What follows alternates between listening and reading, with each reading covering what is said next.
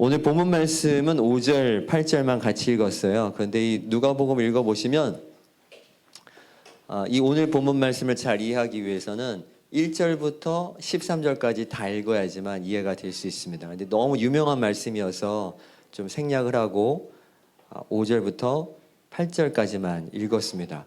이 말씀은 우리가 너무나도 잘 알고 있는 누가복음판 주기도문입니다. 그래서 우리가 마태복음의 주기도문 잘 알고 있잖아요. 그런 것처럼 누가복음에도 주님께서 가르쳐 주신 기도에 대해서 언급하고 있는 게 여기 누가복음 이 말씀이죠.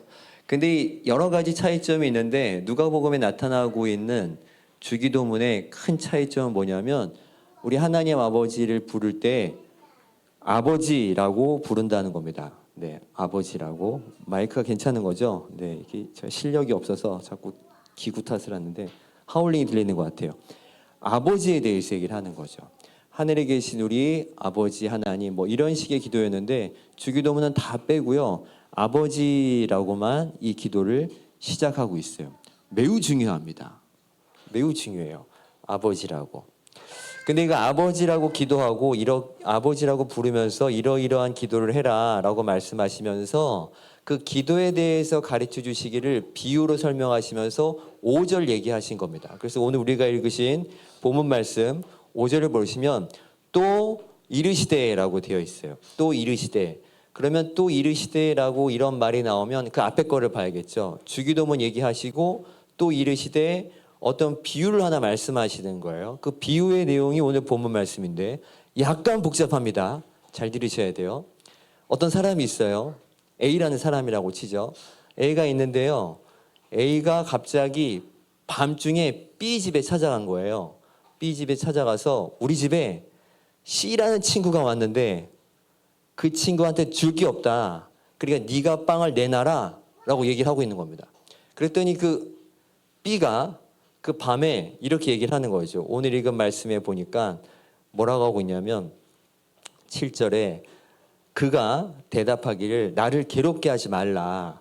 문이 이미 닫혔고 아이들이 나와 함께 침실에 누웠으니 일어나서 너에게 줄 수가 없노라 라고 하겠느냐라고 끝나는 거예요.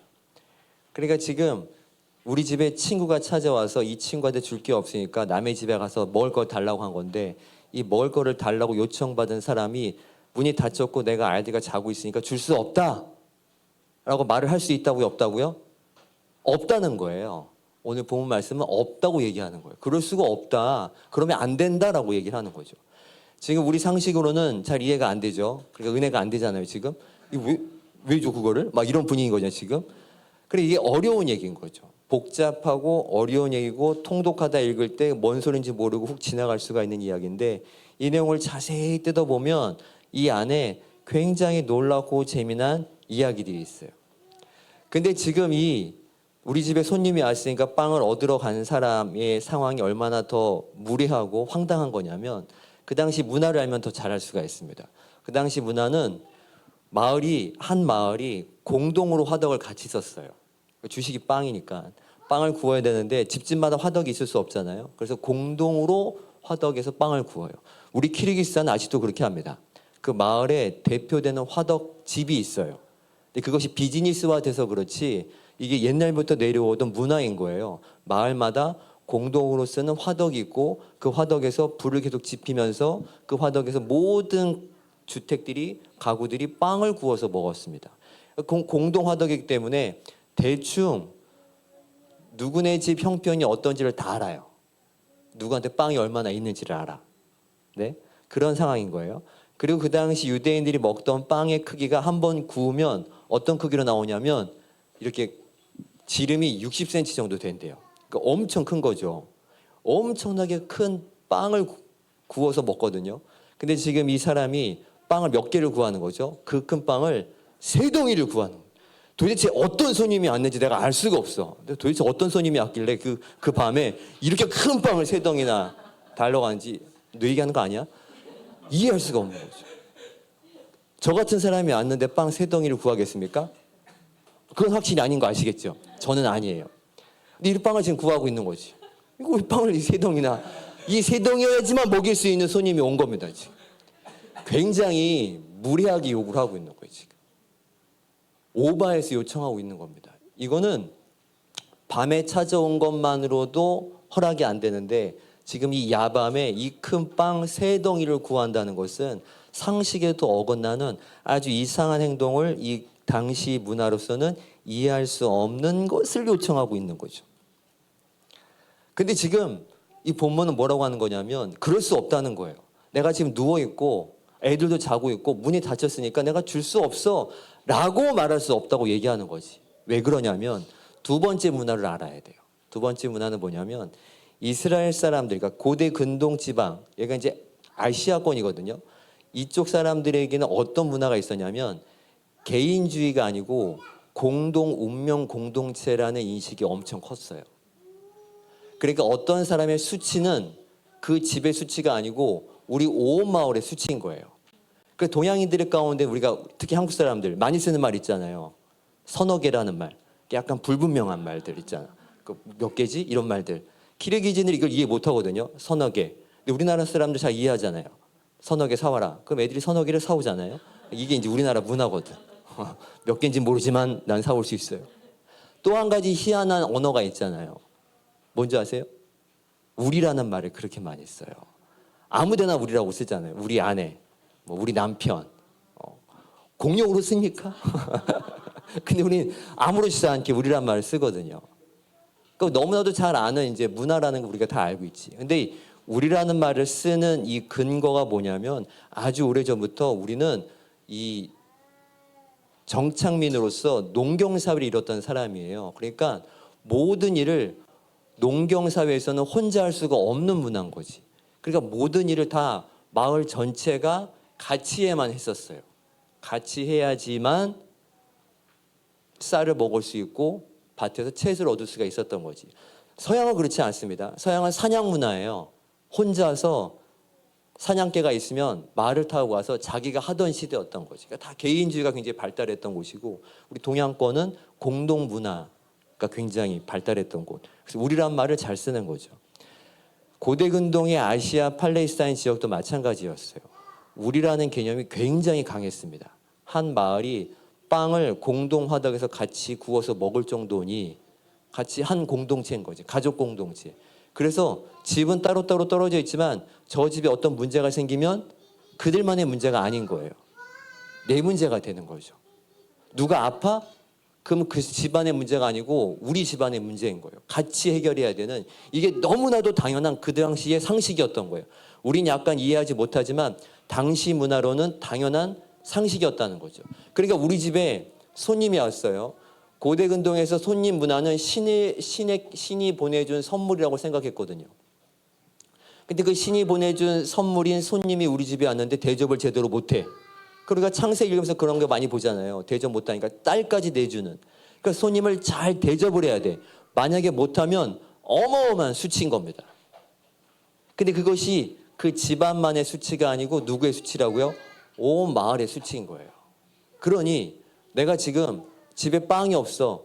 그리고 옆집에 가서 빵을 빌릴 때 그 사람이 누워있다고 그냥 계속 누워있을 수 없는 거죠. 빵을 안 주면 누구의 수치가 되는 거냐면 모두의 수치가 되는 거야. 네 수치가 내 수치가 되는 거지. 네 친구가 왔지만 내가 같이 먹여야 되는 거예요. 안 그러면 우리 온 마을의 수치가 되는 거죠. 질타는 엄청나게 받습니다. 아니 어제 빵을 달라고 했는데 네가 안 줬다며 엄청 왕따 당하는 거지. 그러니까 반드시 줘야 되는 거예요. 이게 그 당시 문화였단 말이에요. 그렇기 때문에 뭐라고 말씀하신 거냐면 그럴 수 없다라고 얘기하는 거예요. 그러니까 이걸 문화를 모르면 이해 못하는 말인 거지. 그럴 수 없다는 거지.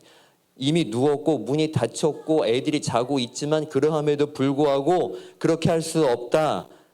8절에 내가 너희에게 말하노니 비록 벗됨으로 인하여서는 일어나서 주지 아니할지라도, 그러니까 친구기 때문에 안 줄 수 있지만 뭐 때문에 준다고요? 그 간청함을 인하여라고 되어 있어요. 왜 준다고요? 간청함을 인하여서. 근데 이게 지금 개역개정이 약간 아쉽게 번역이 된 건데 아네이데이아라는 말을 쓴 거거든요. 근데 이 말을 새 번역은 조금 비슷하게 잘 해놨어. 뭐라고 했냐면 졸라대다. 조른다고 되어 있어요. 하도 졸라대니까 준다라고 되어 있는데 그것도 약간 약해요. 원어로 보면 어떻게 이것을 풀어야 되냐면 부끄러움이 없이 구하기 때문에 혹은 뻔뻔함으로 구하기 때문이라고 이해를 하셔야 돼요. 왜 뻔뻔한지 아시겠죠?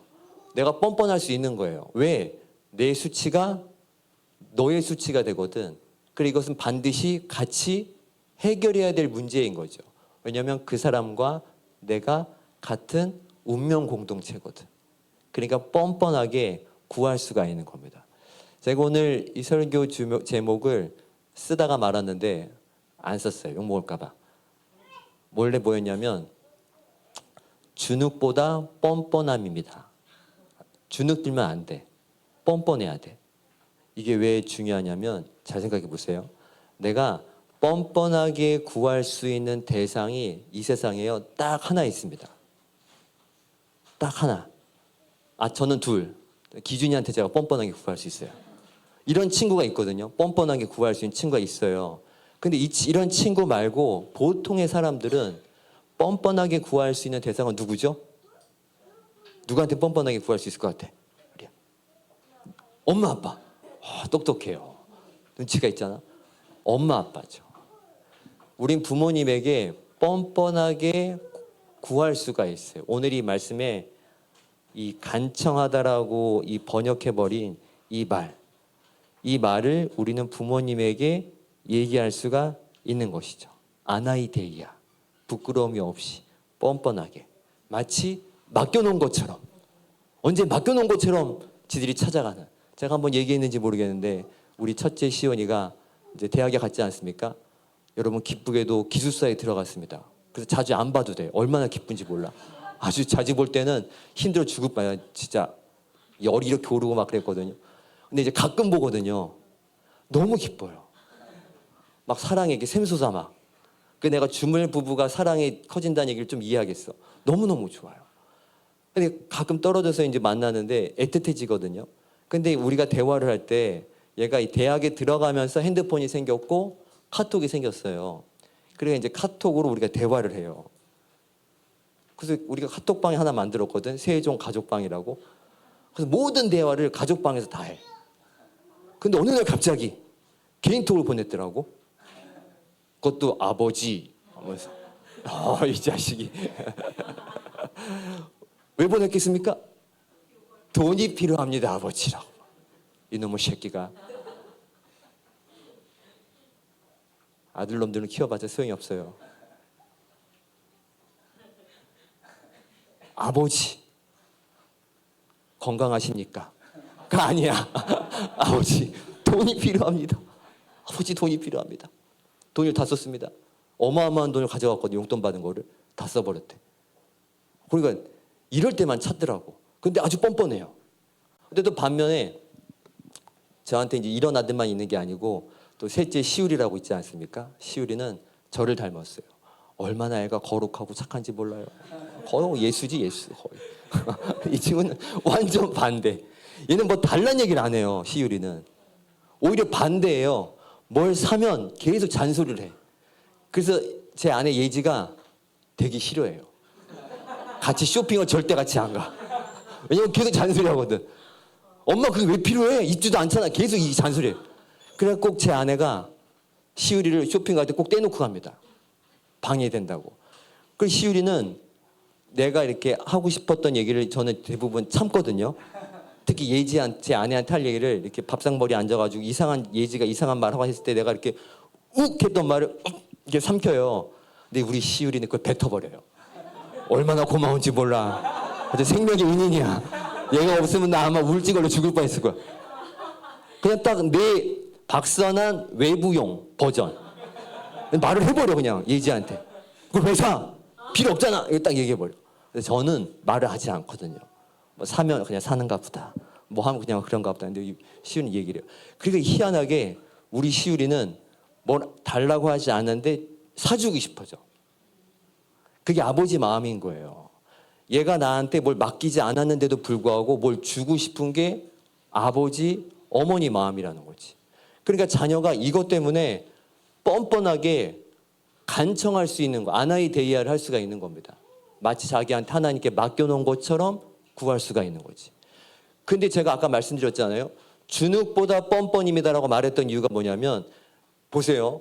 우리 아들이 시온이가 돈이 떨어졌네. 그 돈을 요청해야 돼요. 근데 얘가 주눅이 들어있어. 그래서 아버지한테 이 얘기를 못해. 그리고 어쩌다가 말을 해가지고 돈을 받았어. 한 10만 원을.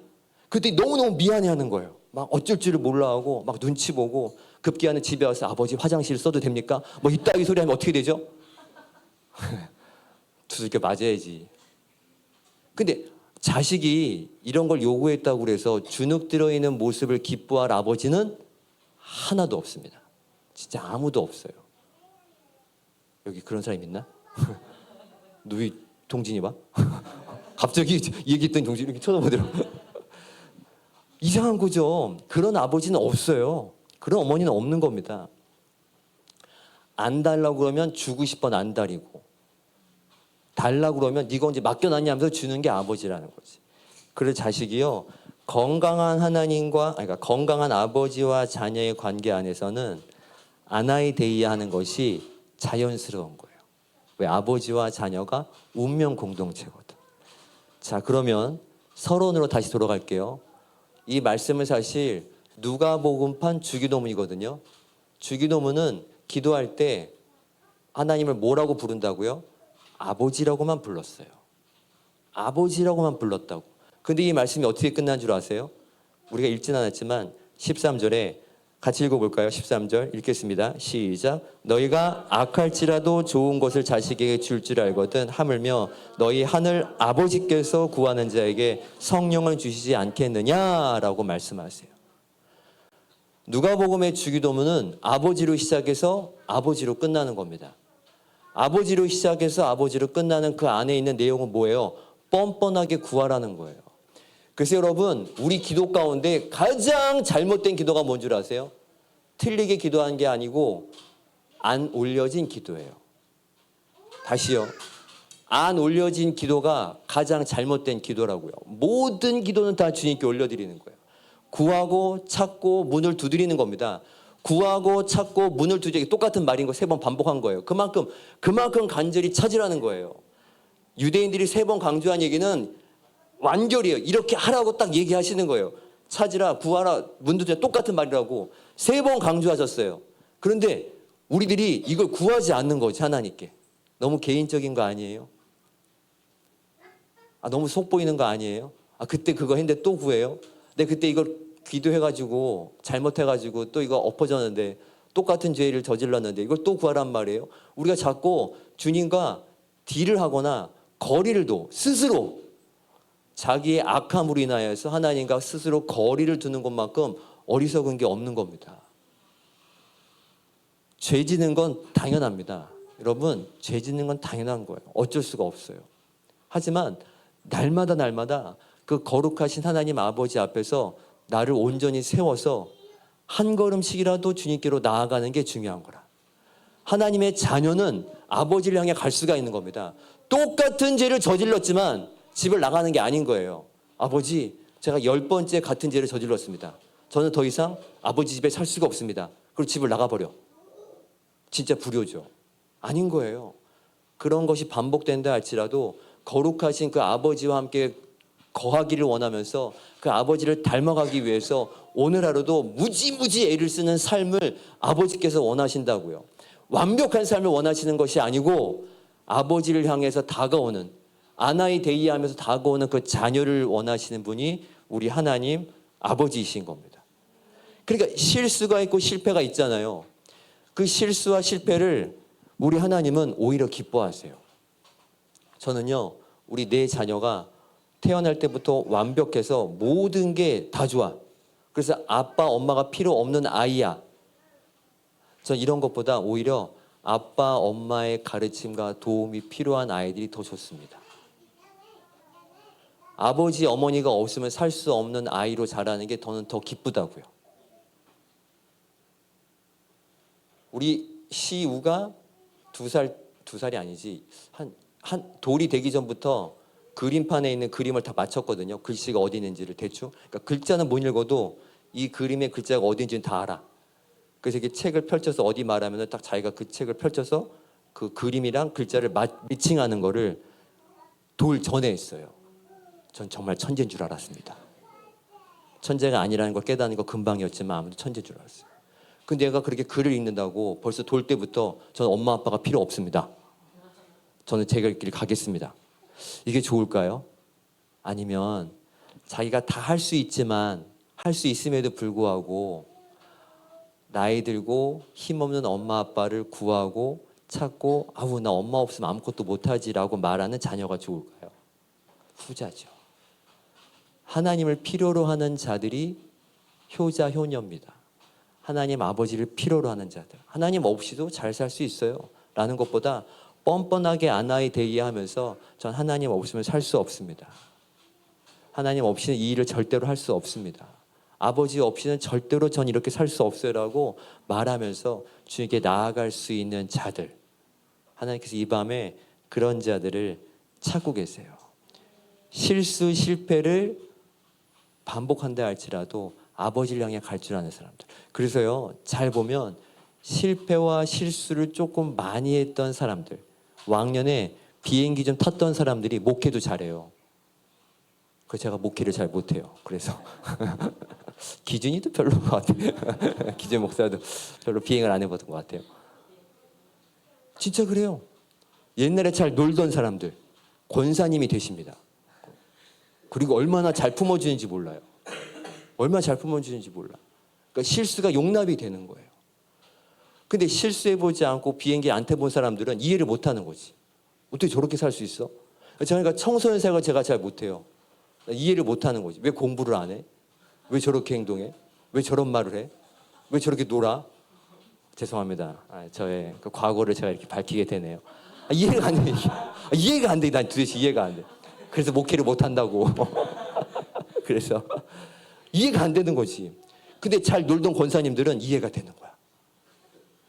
그리고 제가 3,500만 원인가를 보이싱 피싱으로 사기 맞은 그 권사님 아들 둔 권사님을 내가 만난 적이 있거든요. 진짜 멋지더라고. 3,500만 원이면 이거 본 적도 없는 돈인데 그걸 보이싱 피싱 날려버린 거예요.